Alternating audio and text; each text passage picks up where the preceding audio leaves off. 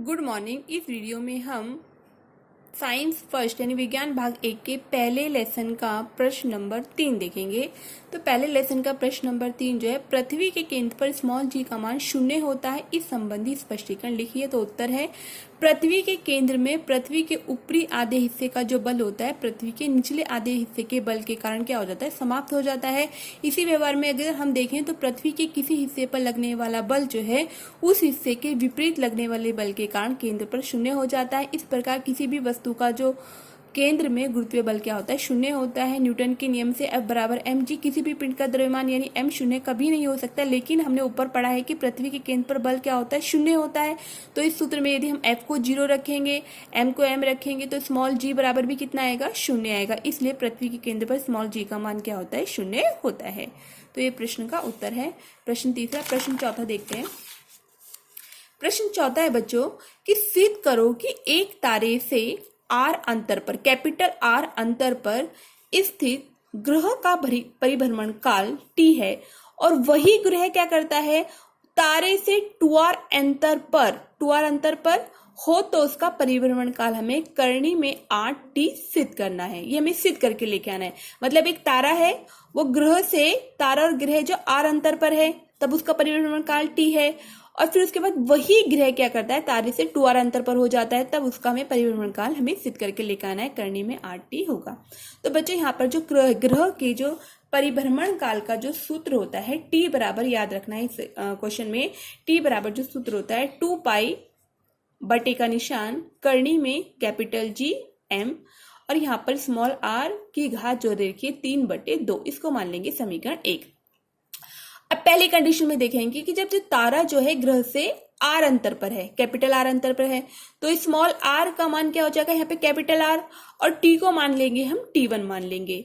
तो t1 व r का मान इस समीकरण में रख देंगे। तो t के स्थान पर t1 रख देंगे, 2 पाई बटे का निशान करनी में gm और स्मॉल r की जगह हम कैपिटल R की घात 3/2 रख देंगे।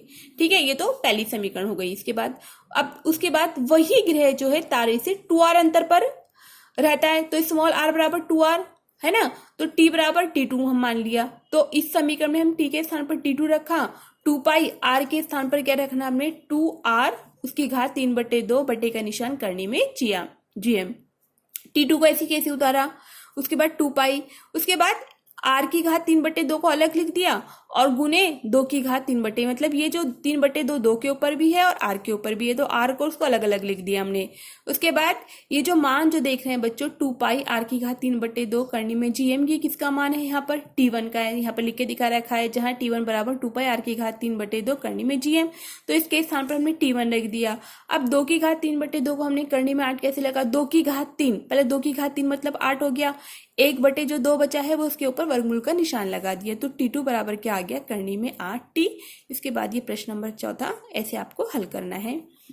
उसके बाद अब प्रश्न नंबर 5। प्रश्न नंबर 5 है बच्चों, उदाहरण हल कीजिए। जैसे यदि किसी ग्रह पर एक पिंड को 5 मीटर ऊपर से नीचे आने में अगर 5 सेकंड लगता है, मतलब कोई पिंड है, उस पिंड को ऊपर से नीचे आने में 5 सेकंड लगता है, तो उस ग्रह पर गुरुत्वीय त्वरण कितना होगा। गुरुत्वीय त्वरण मतलब क्या होता है, स्मॉल g है ना। तो यदि कोई पिंड 5 मीटर अगर ऊपर जाता है तो उसका अंतिम वेग वहां पर क्या हो जाएगा, 0 हो जाएगा, है ना। तो यहाँ पर देखो क्या लिखा है मैंने, u बराबर 0 है, इसका ऊपर से नीचे आ रहा है तो u बराबर उसका 0 है। s का मान कितना दे रखा है, 5 मीटर। t सेकेंड, जहां सेकेंड लिखा होगा, देखो बच्चों, जहां 5 मीटर लिखा होगा वो s का मान होगा, जहां सेकंड लिखा होगा वो t का मान होगा, t बराबर 5 सेकंड, और गुरुत्वीय त्वरण मतलब g का मान पूछा है। तो यहाँ पर हमने न्यूटन का दूसरा गति संबंधी समीकरण लगाया है, s बराबर ut प्लस के हाफ gt का स्क्वायर। अब s की वैल्यू हमने 5 रख दी, बराबर का निशान, u का मान 0 है, t का मान 5 है, प्लस हाफ गुने g हमें निकालना है, तो g को ऐसी कैसी लिखा है, t के स्थान पर 5 का वर्ग लिख दिया है। तो 5 बराबर, उसके बाद 0 की 5 में गुणा करेंगे, 0 प्लस हाफ g, 5 का वर्ग कितना होता है 25, तो 5 को ऐसे लिखा, बराबर 25g भाग में 2।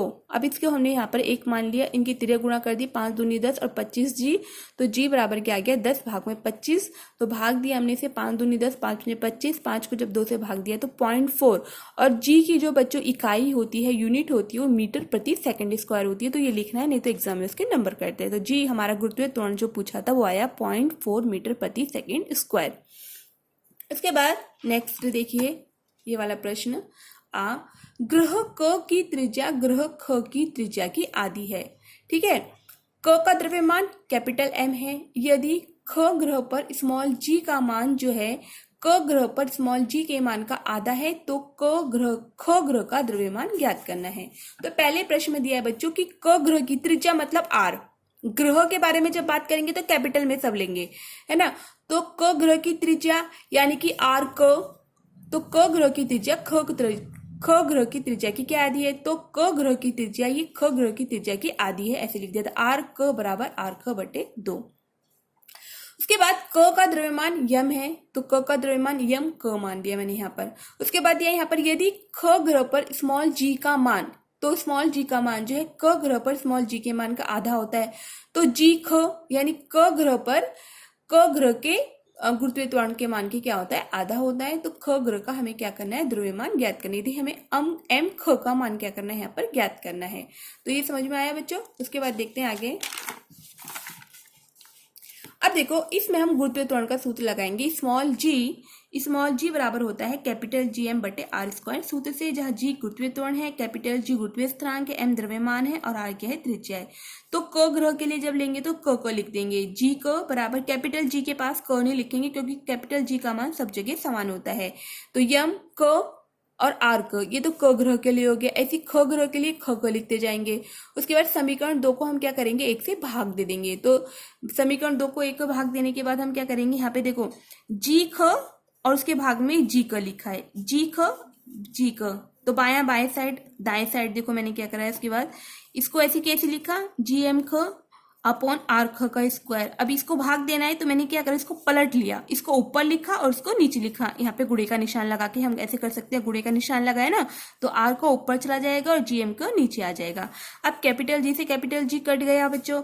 अब उसके बाद क्या करना है, हमें जी ख वो आर का मान रखना है। हमने वहां पर पीछे मान निकाले थे, देखो यहाँ पर जी क आर का मान क्या निकाला है हमने, आर ख बटे 2 और जी ख का मान क्या निकाला है, आर क बटे 2। ये मान वहां के हमने यहाँ पर रख दिए। तो हमने जी ख की जगह हमने लिखा जी क बटे 2, फिर जी का आ गया बराबर। उसके बाद कैपिटल जी से जब जी कट गया, फिर आर ख और आर ख को एक साइड लिख दिया। तो यहाँ पर आर ख का मैं डायरेक्ट मान रख दिया, आर ख बटे 2। यहाँ पे आर ख का स्क्वायर है तो इसके ऊपर भी स्क्वायर लगाया, गुने उसके बाद ये एम ख और एम ख को एक साथ लिख दिया गया है ना।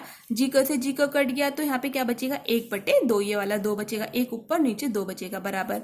उसके बाद आर ख का वर्ग से आर ख वर्ग कट गया तो 1 का वर्ग 1 होता है और 2 का वर्ग क्या होता है, 4, तो 1 बटे 4 आ गया, गुने एम ख बटे एम ख।